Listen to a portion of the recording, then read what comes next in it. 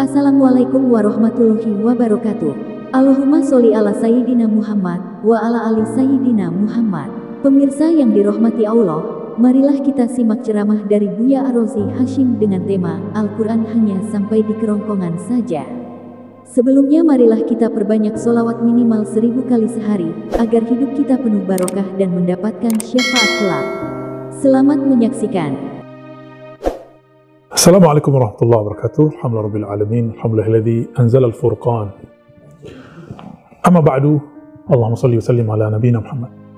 Sahabat-sahabat makan Allah, ada pertanyaan mengenai apa sih yang dimaksud dengan hadis Al-Quran hafal tapi tidak sampai tembus kepada kerongkongan atau tenggorokan. Apa yang dimaksud dengan hadis ini? Sebelum kita memahami hadisnya, kita takhrij dulu hadisnya. Di manakah kita menemukan hadis ini? Ternyata hadis ini dapat kita temukan dalam Sahih Bukhari, Sahih Muslim, dan kitab-kitab hadis yang lain. Cukuplah dengan Bukhari dan Muslim.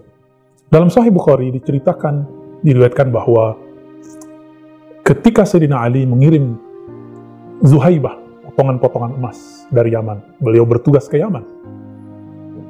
Lalu Nabi membagi Zuhaibah tadi, potongan emas tadi, kepada beberapa bagian. Lalu setelah dibagi, ada satu orang yang disebut dalam riwayat yang lain, namanya Dzulkhuwaisirah.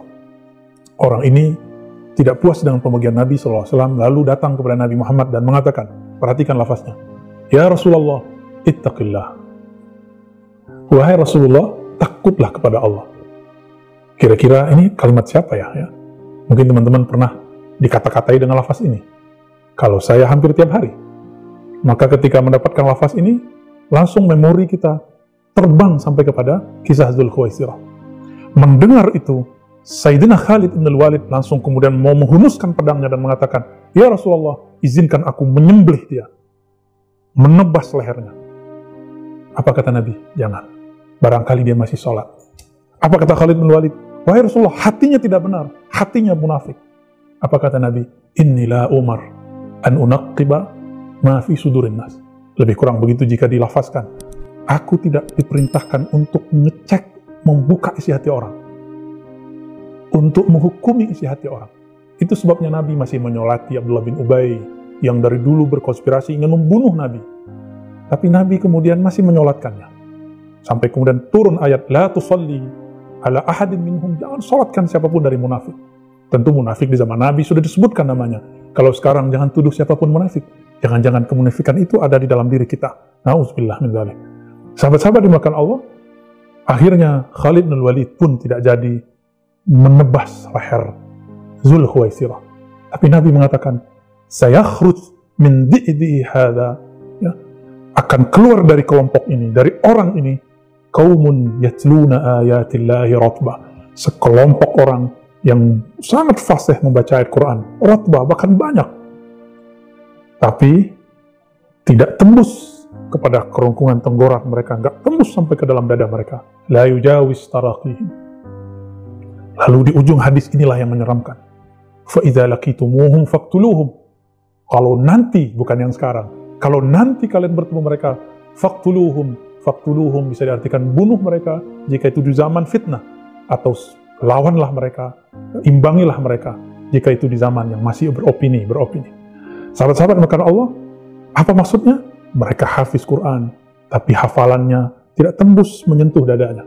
Padahal Allah menurunkan Al-Quran kepada fuadnya Rasulullah, kolbunya Rasulullah, maka kolbu Rasulullah menjadi lembut. Tapi mereka setiap kali belajar agama, hatinya semakin keras.